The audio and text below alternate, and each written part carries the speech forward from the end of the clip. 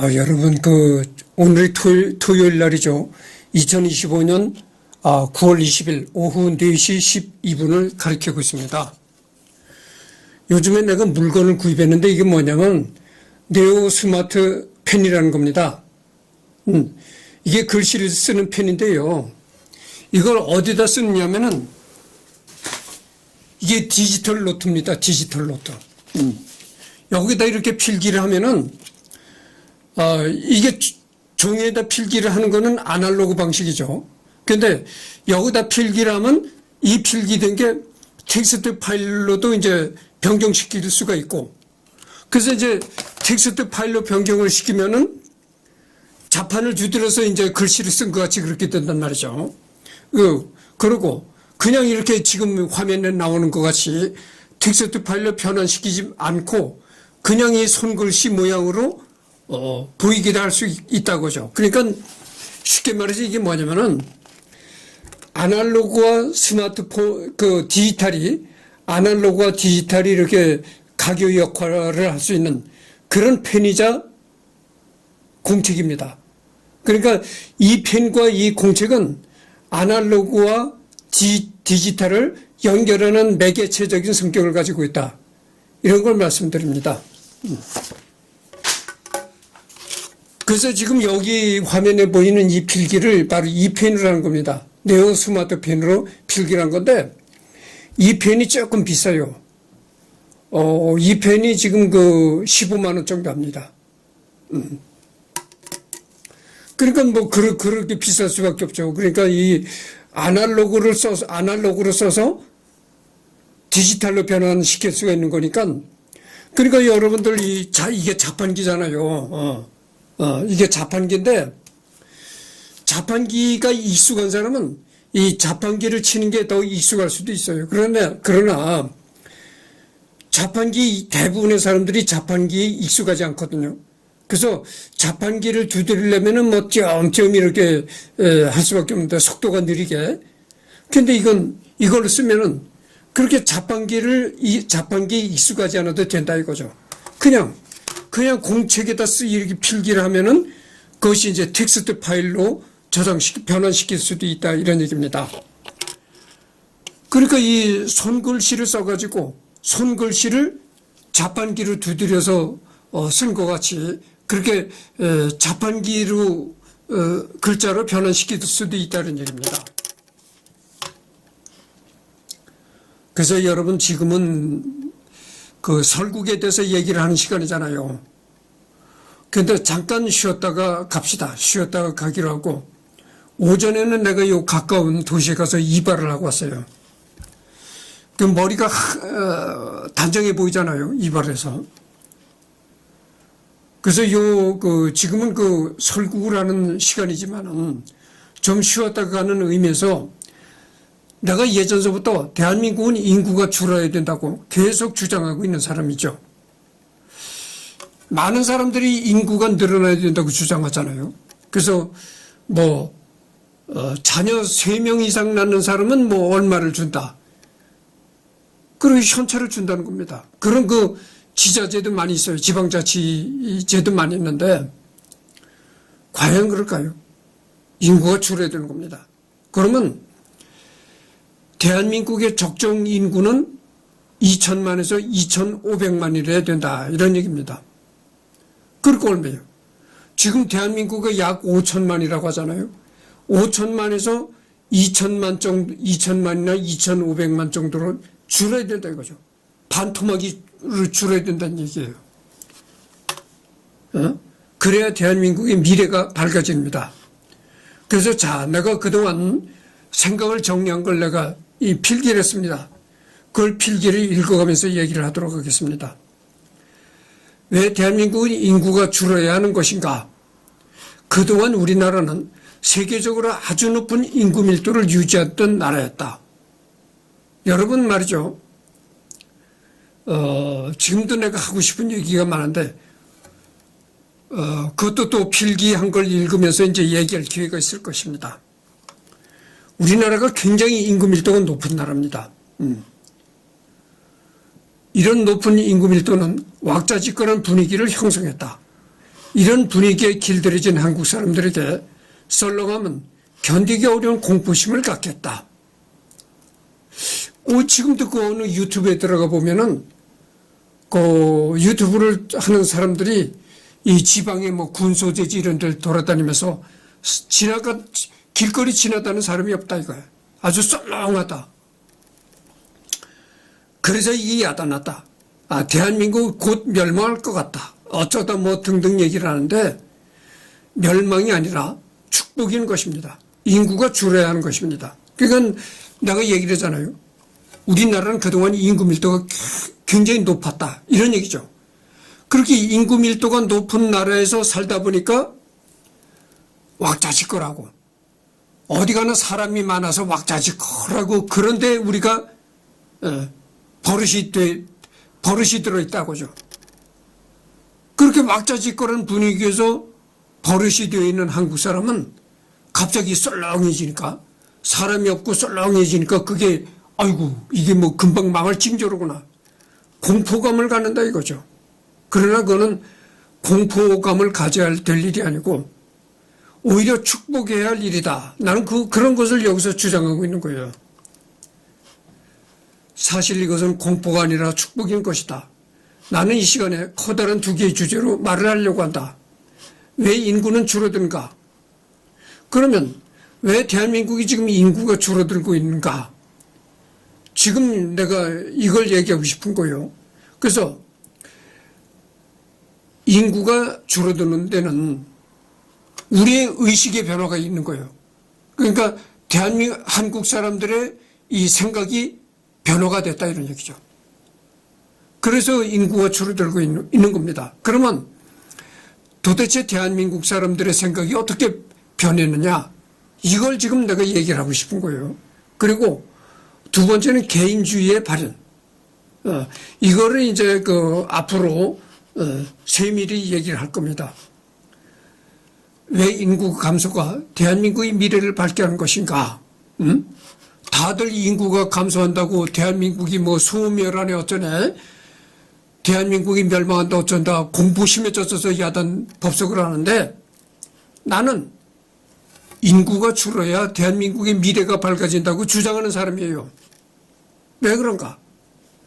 인구가 줄어야 생존 경쟁이 완화된다 이거죠. 두 번째, 이렇게 인구가 많아져서 생존 경쟁이 치열해지다 보니까 거기서 오는 스트레스, 그다음에 피로감, 우울감 이런 게 상당합니다. 여러분들 길거리에 나가서 사람들을 대보십시오. 이 대한민국 사람들이요, 누구나가 다 이 스트레스에 쩔어 있어요. 캐나다에 이민 가서 사는 사람들이 캐나다에 가서 이민 가서 사는 사람이 얘기를 하는데 캐나다엔 그렇게 욱하는 성격을 가진 사람이 없다는 거예요. 근데 대한민국은 욱하면 칼로 찔러버리고, 욱하면 너 죽고 나 죽자. 칼부림을 벌인다는 거죠. 그래서 대한민국 사람은 누구나가 가슴에 응어리가 있다는 거예요. 분노가 있다는 거예요. 가슴에 이 분노 덩어리가 불덩어리가 있다는 거예요. 그래가지고 사소한 말에도 욱하고 분노가 치밀어 올라가지고 칼로 푹 찌르고 이런다는 거죠. 근데 물론 캐나다도 사람 사는 사회는 다 똑같은 거죠. 캐나다도 사람이 살아가는 사회니까 거기에도 물론 범죄가 있긴 있겠죠. 범죄가 있긴 있지만 한국처럼 그러지 않다는 거예요. 한국은 유난히 우라가 치밀어 오는 사람들이 많다는 거예요. 그게 왜냐? 여러분들 요즘에 그 상가에 돌아다녀 보시죠. 상가들이 전부 임대라고 딱 붙었어. 글자가 붙고 상가가 전부 멸망했어요. 텅텅 비었어요. 전부 다 건물은 전부 공실이다 이거죠. 그렇게 해서 살아보려고 장사를 했다가 빚만 지고 망하고 이런 사람들이 어떻게 되겠어요? 이런 사람들이 정신적으로 스트레스가 굉장히 쌓여 있는 거야. 그래서 이 먹고 살기가 급급해지고 경쟁이 치열해지다 보니까 한국 사람들이 이렇게 우라병에 걸린 사람들이 많아요. 그래서 한국은 스트레스 공화국이다. 이렇게 말하고 싶은 거예요. 치열한 생존 경쟁에서 오는 피로감, 우울증 해소. 그러니까 인구가 줄어들면 생존 경쟁이 완화가 되고 생존 경쟁이 완화가 되면 스트레스도 덜해지고 피로감, 우울증도 해소가 된다 이런 얘기입니다. 그리고 그렇게 인구가 줄어들게 되면은 사회가 쾌적해지고 모든 것이 잘 풀립니다. 그리고 또 인구가 줄어야 된다고 내가 주장하는 것이 바로 이겁니다. AI 로봇이다 하는 거예요. 물론 AI 로봇 시대는 또 AI 로봇 시대에 새로운 직업이 또 나타난다고 얘기를 하는 사람들이 있어요. 물론 새로운 직업이 생길 수가 있습니다. 그러나 새로운 직업이 생기는 것보다 없어지는 직업이 더 많은 거예요. 여러분 그 AI 로봇 시대가 뭔 얘기가 아니에요. 지금도 AI 로봇이 지금 도래하고 있어요. 오고 있습니다. 지금도. 지금 이 중소기업 이런 데나 이 AI 로봇이 없지 이 큰 대기업에는 말이죠. AI 로봇이 다 하는 거예요. 뭐 현대자동차, 삼성, 한화 이런데 AI 로봇이 돌아갑니다. 그 폴란드가 대한민국 무기를 그렇게 사들이잖아요. 그게 뭐냐? 대한민국은 이 생산하는 속도가 굉장히 빠른 겁니다. 물건을 만드는 속도가 굉장히 빠르다 이거죠. 그러면 아니 왜 그럼 다른 나라는 뭐 손가락 빨고 뭐 맨날 먹고 놀고 있느냐? 그게 아니에요. 이 대한민국은 이 생산 라인이 물론 사람도 있긴 있지만 대부분의 이 로봇이 자동화가 돼가지고 로봇이 그렇게 엄청나게 생산을 해내는 겁니다. 그러니까 생산이 빨라질 수밖에 없는 거예요. 응? 지금 여러분들 그 KF-21 전투기 만드는 그런 그 한국 항공우주산업 그 공장에도요. 물론 사람도 있죠. 그러나 거의 다 자동화로 돌아갑니다. AI 로봇이라고 해가지고 단순한 일만 하는 게 아니에요. 생각하는 로봇이다 이거. 생각하는 로봇. 인공지능이다 이거예요. 사람과 같이 스스로 생각하고 판단해서 일을 한다 이거예요. 여러분 AI 시대에는 없어질 직업이 많습니다. 뭐 의사라는 직업도 없어진다고 얘기하는 사람이 있는데 내가 생각하기엔 AI 로봇 시대가 온다고 해도 의사라는 직업은 없어질 것 같지 않아요. 물론 숫자는 좀 줄어들겠죠. 의사 숫자는 좀 줄어들겠지만 그러나 의사라는 직업 자체가 없어지는 않는다 이런 얘기죠. 그리고 없어질 직업이 뭐냐면은 변호사가 없어집니다. 이 변호사가 없어질 거는 거의 확실합니다. 왜냐하면 여러분들 그 무슨 소송이 생겼다든가 법적으로 내가 법 이론적으로 내가 알고 싶은 일이 있다든가 하면 어딜 갑니까? 변호사 사무실을 찾아가잖아요. 그러면 이 변호사라는 사람은 이 머리에 법률 지식이 다 내장이 되어 있는 겁니다. 그래서 상대방이 질문을 던지면 그거는 우리나라 법률상으로 그것은 위법이다. 또는 그런 거는 소송을 걸어도 승소를 할 수가 없다. 뭐 이런 식으로 얘기를 한단 말이죠. 그런데 AI 시대는 말이죠. 그런 법률 지식 모든 이게 데이터가 로봇에 저장되어 있는 겁니다. 응? 그리고 변호사가 없어지고 역사학자가 없어진다는 거죠. 역사학자라는 게 뭡니까? 그 역사적인 자료. 아니 역사학자라는 게 뭐냐면은 역사적인 자료를 바탕으로 해서 얘기를 하고 논리를 펼치는 사람을 역사학자라고 하잖아요. 그럼 사람이 역사적인 자료를 검토하고 이래가지고 논리를 형성하고 해서 말하지만 그 수많은 역사 자료들이 AI가 학습하고 있다 이런 얘기예요. 아니 AI가 인간의 두뇌라는 건 인간의 기억력이라는 건 한계가 있잖아요. 그러나 AI AI 지능은 한계가 없다 이런 얘기예요. 그래서 변호사가 없어집니다. 역사학자가 없어집니다. 거의 없어질 직업이 상당히 많아요. 그러면 AI 시대가 그렇게 일자리를 뺏어가는데 사람은 맨날 먹고 놀 겁니까? 그렇게 거의 모든 직업을 AI가 뺏어가는데 인구가 계속 늘게 되면 어떻게 되나요? 다 죽는 거예요. 너도 죽고 나도 죽고 우리 다 죽자 이런 것뿐이 안 되는 거예요. 그러니까 그런 걸 뭐라고 합니까?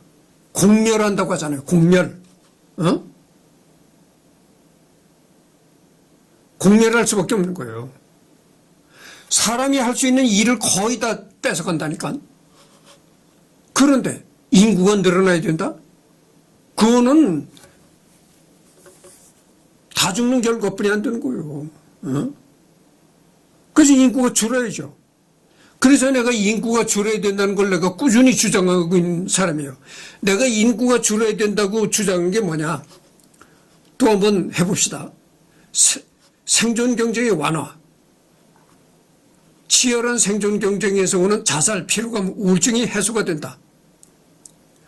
그리고 그런 치열한 생존 경쟁이 해소가 되면 모든 일이 잘 풀린다. 그리고 AI 시대의 인간의 일자리가 거의 다 줄어든다. 그리고 그러면 제일 문제가 된 게 이겁니다.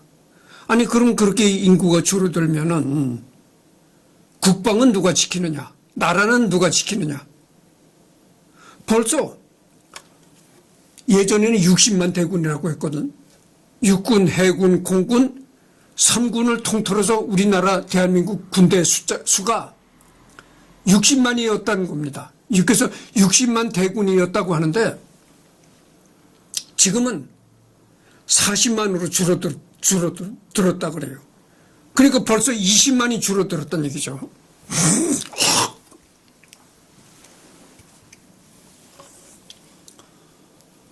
그럼 도대체 국방은 누가 지키려고 하느냐.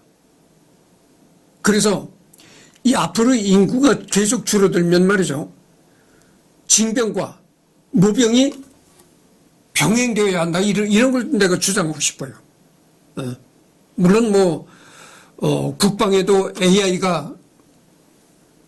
AI로 이루어진 무기들이 많이 등장하죠. 파일럿이 없는 그 무인 전투기, 그 다음에 무인 소총수, 무인 로봇, 이런 걸로 국방 상당 부분을 대체하지만 그래도 역시 주축이 되는 것은 사람이어야 된다. 그런데 그러면 어떻게 사람을 채워야 되느냐? 징병과 모병이 병행되어야 된다 이런 걸 난 주장하고 싶어요. 그래서 30대든 50대까지도 요즘은 50대도 청년이잖아요. 50대도 충분히 나라를 지킬 수가 있습니다. 아니 그러니까 우리나라 국민들이 이 직업을 구하지 못해가지고 백수로 놀고 있는 국민들이 많아요. 직업이 없이 백수로 놀고 있는 사람들이 많다 이런 얘기예요. 그런 사람을 모병제로 흡수를 해라 이런 얘기예요. 모병. 그러면 50대까지 모병제로 해서 인원을 충당시키라 이런 얘기예요. 그리고 외국 사람들이 왜 우리나라에 들어와서 일도 하고 많이 있잖아요. 그런데 불법 체류자는 안 되겠지만 정당하게 우리나라에 들어와서 이제 일을 하고 돈을 버는 외국인도 자기가 원하면 모병제로 끌어들여라 이거죠. 당신은 대한민국 국군이다. 이런 식으로 모병제로 흡수해야 된다 이런 얘기입니다. 그러니까 외국인도 우리나라에 와서 일하는 외국인도 모병제로 흡수해야 된다 이런 얘기입니다. 국가에서 모병으로 입대만 하면 국가에서 다 월급 주고 입혀주고 먹여주고 하는데 얼마나 좋아요. 사회에 살면서 괜히 백수로 노는 것보다 훨씬 낫죠. 그래서 이제 치열한 경쟁 속에서 늘어난 자살이 줄어든다. 여러분 그 인천시에서 이제 영종공항까지 가려면 인천대교로 차를 몰고 가야 되잖아요. 여러분들 그 탈북민이 하는 유튜브를 시청해 보십시오. 탈북민들이 이 탈북을 해가지고 대한민국에 처음 들어왔을 때 제일 먼저 놀라는 게 인천공항. 인천공항이 너무 으리으리하고 규모가 너무 크다. 그래서 놀랐고, 또 인천대교. 이 바다를 가로지르는 인천대교에 또 놀랐다는 겁니다. 그래서 이제 탈북민들이 제일 놀라는 게 인천공항, 인천대교를 보고 제일 놀란다는 거예요. 야, 대한민국이 이렇게 무섭게 발전하는 나라구나.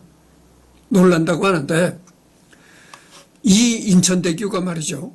굉장히 슬픈 장소입니다.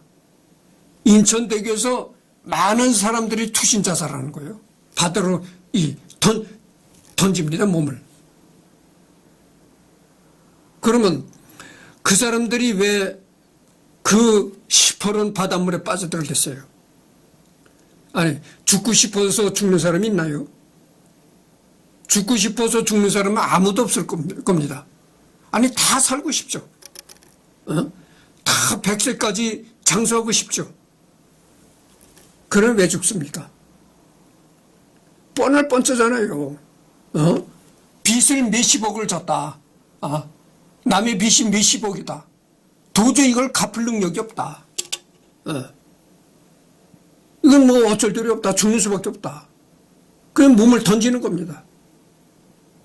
그래서 여러분들 그 인천대교를 무조건 자랑스럽게 생각할 일이 못 돼요. 거기가 정말 비극적인 장소입니다.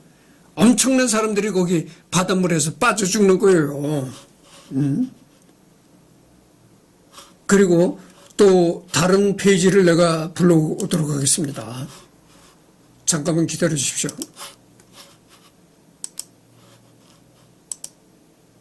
이제 필기한 걸 불러와야죠.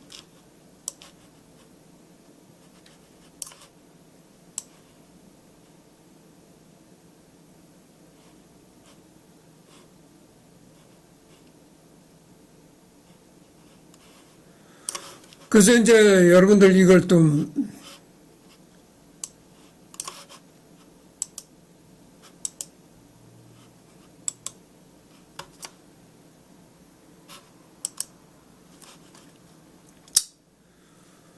여기 보면 이게 나옵니다. 대한민국과 미국을 생각해 보라. 여러분들 우리나라는 말이죠. 나는 미국을 여행한 적이 없다. 다만 미국을 여행한 사람들의 말을 들어보면 우리나라는 전국 방방곡곡 핸드폰이 안 되는 지역이 없다.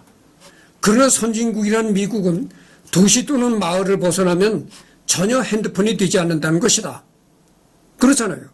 여러분들 우리나라는 핸드폰이 안 되는 지역이 없어.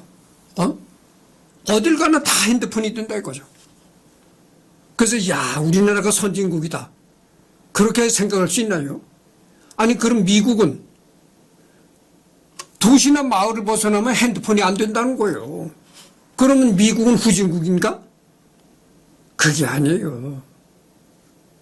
그럼 왜 대한민국은 전국이 다 핸드폰이 다 되느냐? 대한민국은 전국이 다 마을이고 전국이 다 사람이 살아. 인구가 많다 보니까. 텅텅 빈 곳이 없어. 그러니까 다 핸드폰이 되지. 그 사람이 사는 곳은 다 기지국을 세워서 핸드폰이 되도록 했단 말이죠. 사람이 살으니까. 근데 미국은 그렇지 않다는. 미국은 사람이 살지 않는 곳이 엄청나게 많다는 거예요. 자동차를 타고 몇 시간을 지나도요, 자동차를 타고 몇 시간을 달려도 마을이 안 보이는 곳이 그렇게 많다는 거예요. 근데 여러분들 생각해 보세요. 서울역에서 KTX를 타고 부산을 가보셔. 그러면 서울역에서 부산역까지 계속 마을이 이어집니다. 그게 우리나라가 이 면적에 비해서 인구가 상당히 많다는 얘기예요. 그래서 여러분들 말이죠. 아끼도 얘기지만 미국은 마을이나 도시를 벗어나서 좀 가면요. 사람이 없는 곳이라는 거예요. 사람이 없는 곳. 그러니까 그 사람이 없는 곳에 기지국을 세울 필요가 없는 거야. 그러니까 핸드폰이 안 되지. 어? 자동차를 몰고 2시간씩, 3시간씩 가도 사람 마을이 안 보인다는 거예요. 그러면 우리나라가 이 땅덩어리에 비해서 얼마나 사람이 많이 살고 있는가 알 수 있는 거잖아요. 그런데도 계속 인구가 늘어나면 어떻게 할 겁니까? 어? 생각해 보세요, 여러분들. 어? 비좁은 땅덩어리 인구가 계속 늘어나면요. 너 죽고 나 죽고 우리 다 같이 죽자 이것뿐이 안 되는 거예요. 생각해 보세요. 내가 지금 원룸에 6평인지 그렇게 되는 원룸에서 살잖아요. 이게 혼자 살으니까 괜찮은 거지. 만약 내가 여기 혼자 6평짜리 원룸에서 혼자 살지 않고 10명이서 산다면 어떻게 되겠어요? 서로가 짜증나는 거라니까. 그래서 여기 봅시다. 선진국이란 미국은 도시 또는 마을을 벗어나면 전혀 핸드폰이 되지 않는 것이다. 이것은 무엇을 의미하는가? 우리나라는 전국 방방곡곡 인간의 거주가 100% 되지만 미국은 인간이 거주하지 않는 곳이 많다는 결론이다. 미국은 수천 마일을 달려도 마을을 볼 수 없는 것이 많다고 한다. 하지만 대한민국을 보라. 서울역에서 KTX를 타면 부산까지 계속 집이 이어지고 마을이 이어지는 것이다. 서울서 부산까지 계속 사람이 사는 집이 이어진다는 얘기다. 자, 이제 대한민국은 인구가 줄어야 한다. 대한민국의 적정 인구는 2천만에서 2,500만인 것이다. 여러분들 우리나라가 그 일제로부터 독립할 당시 우리나라 인구가 얼마였었는가 아십니까? 그때 우리나라가 인구가 2,500만 정도 됐습니다. 그 시절이 됐는다는 얘기예요. 그 시절이. 그러면 그래서 내가 여기 잠깐만요. 필기한 게 또 있는데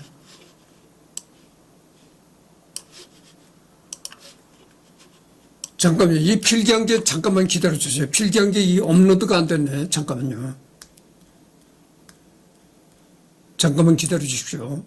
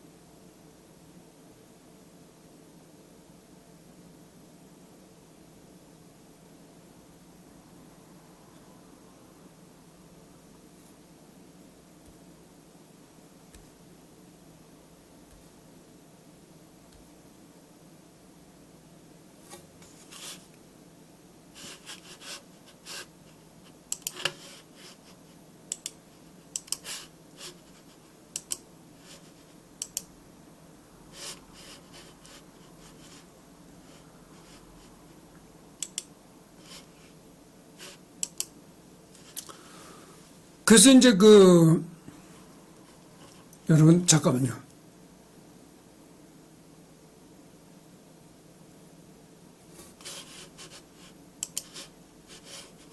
이게 지금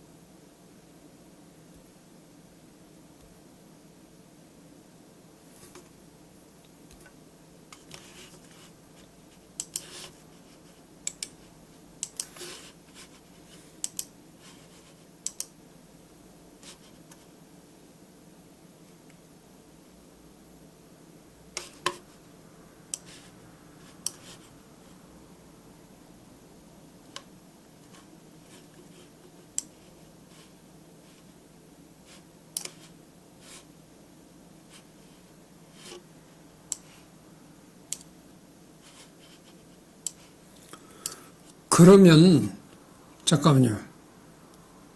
이게 왜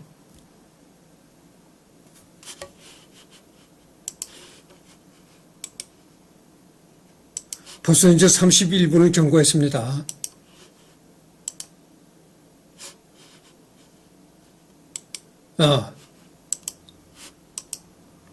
이제 이걸 보죠. 그러면 왜 대한민국 사람들이 이 출산을 하지 않는가? 대한민국 사람들이 의식이 변화가 된 거예요. 생각하는 게 변화가 됐다. 그래서 애를 낳지 않는다 이런 얘기예요. 봅시다. TV 방송에서 인구 감소에 대해서 말을 하는 프로그램을 시청해 보면 내노라는 유명 교수들이 나와서 논리를 펼친다. 하지만 이런 주장을 하는 교수는 보지 못했다. 그래서 TV 방송에서 그 인구 감소에 대해서 이렇게 토론을 하는 프로그램이 있잖아요. 그런 프로그램을 보면은 뭐 아주 전국에 유명한 그런 아주 내노라는 교수들이 나와서 얘기를 한다고 하죠. 근데 이런 얘기를 하는 교수를 내가 보지 못했다니까. 그럼 왜 대한민국 사람이 애를 낳지 않는가? 자, 대학 교수들이 얘기를 안 하는 걸 지금 내가 얘기를 하겠습니다. 뭐냐? 과거에는 자식을 낳아서 기르는 것이 노후 대책이었다. 그렇잖아요. 자식을 기르면 늙어서 자식에게 의존해서 살아갈 수가 있었다. 모든 윤리의 기준은 효이고 효는 도덕의 근본이었다. 하지만 지금의 시대는 늙어서도 계속 자식들에게 경제적인 지원을 해야지 그렇지 않으면 자식에게 칼침을 맞게 되는 것이 지금의 현실이다. 지금 그래요. 옛날에는 자식을 낳아서 기르면은 늙어서는 자식한테 의존해서 살았다 이런 얘기예요. 그러니까 누구나가 다 돈이 있든 없든 기를 쓰고 애를 낳을 수밖에 없었던 거예요. 늙었을 때를 생각해서 자기가 늙었을 때를 생각해서 애를 낳을 수밖에 없는 겁니다. 애를 낳아서 기르는 것이 노후 대책이야. 근데 지금은 어떻게 됐죠? 지금은 돈 없이 애를 낳다가는 자식한테 칼치 맞아 죽는다니까. 아니 지금 자식들이 있다고 해서 자식한테 얹혀 사는 노인이 있나요? 늙어서도 계속 자식한테 돈을 주면은 자식이 입이 이렇게 벌어서 좋아해요. 그런데 늙어서 돈 한 푼 못 주잖아요? 그러면 자식이 칼로 찌르는 겁니다. 아버지를 칼로 찌르고 어머니를 칼로 찌르는 거예요.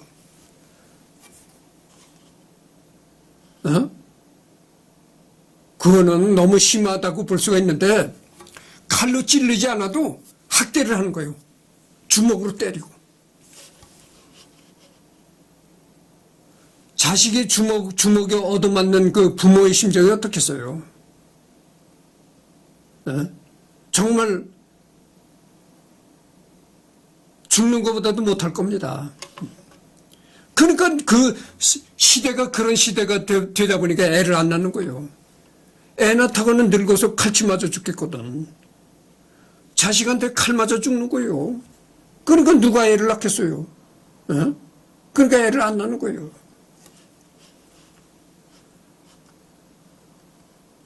돈 없이 자식을 낳아 기르면 노후 대책이 아니고 칼침을 맞는 비참한 인생이 되는 것이다. 그러니 누가 자식을 낳아 기르겠는가? 그렇잖아요.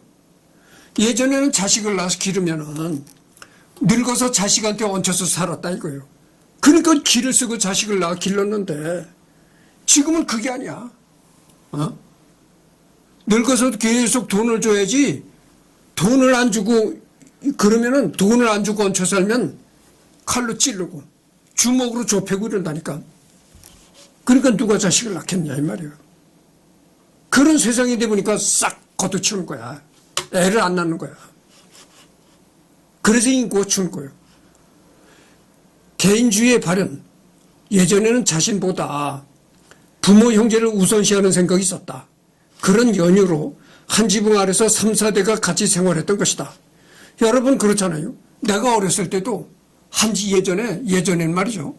한 집에서, 한 지붕 아래서 3, 4대가 같이 살았어요. 그러니까 증조 할아버지부터 이제 증손자까지 그렇게 한 집에서 대를 이어 살았다 이런 얘기죠. 지금 그런 집이가 있나요? 없잖아요. 어? 시부모하고도 같이 안 살아. 지금은 부부 고급뿐이야. 어? 누가 한 집에서 3, 4대를 같이 삽니까? 그러니까 내가 최고다 이거. 오로지 나만 생각하고 그렇게 살지 뭐 부모 형제를 생각하고 이게 없다 이런 얘기요. 부모 형제를 위해서 내가 희생할 필요가 없다 이런 얘기요. 나만 최고로 즐기다가 이 세상 가면 끝. 그런데 누가 애를 낳겠어요? 생각이 그렇게 됐는데 누가 애를 낳겠는가 이 말이에요. 누가 자기 인생을 희생해가면서 애를 낳아서 돈을 들이고 기르고 이런 애를 쓰겠는가? 그런 고생을 하겠는가 이 말이에요. 그러니까 인구가 줄 수밖에 없는 거다 이거죠. 그러나 작금의 시대는 부모 형제보다는 내 자신이고 부모 형제는 내 중심의 딜러리로 생각하는 것이다. 내 자신이 세상의 중심이고 부모와 형제는 내가 나를 위하는 딜러리밖에 안 된다 이런 얘기예요. 생각이 지금 한국 사람 생각이 그런 거예요. 그래서 여러분들 정말 계속 인구가 늘면요 다 죽는 거예요. 다 죽어. 너도 죽고 나도 죽고 우리 다 같이 죽자. 다 같이 인천대교에서 뛰어내려서 바다로 떨어져 자살하자. 이것뿐이 안 되는 거예요. 어떡할 겁니까? 수많은 일자리는 AI가 다 뺏어가. 그러면 사람은 어떡할 거예요? 돈벌이가 없어. 뭘 가지고 살아가나요?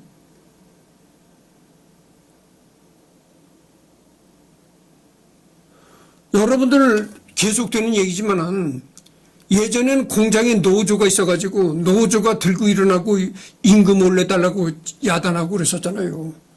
노조가 없어, 노조가. 아니, 다 로봇이 돌아가면 일어나는데 무슨 노조야, 노조가.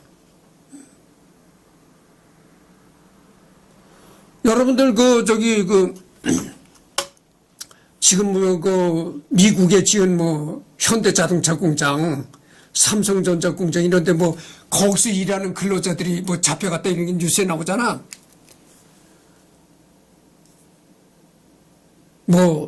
300, 400명이 잡혀갔다 이러는데 그게 얼마 안 되는 인원이에요.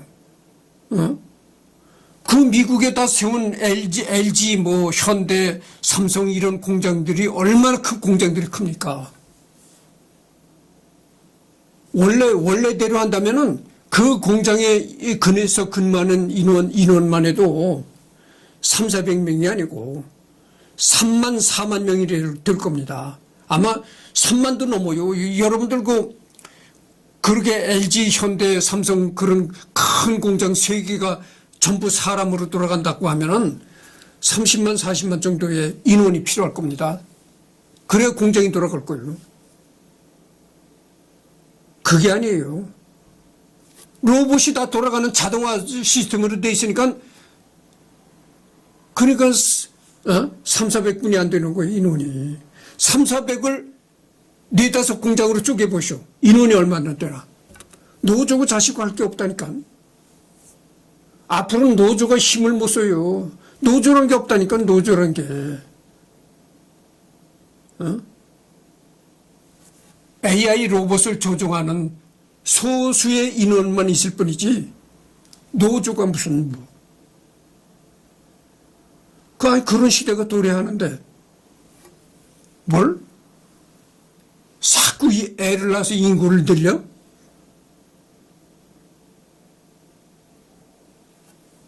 나 그래서 이 방송에 나와서 대학 교수들도 나와서 가만히 얘기를 하는 거 보면 그 사람들이 한심한 사람들이라니까. 딱지는 뭐 대학 교수네 어쩌네 뭐 이런 근사한 딱지를 붙여가지고 나와서 얘기를 하는데 얘기하는 거 보면 정말 저 사람이 대학 교수가 맞아 이럴 정도라니까. 인구가 줄어야 되는 거죠.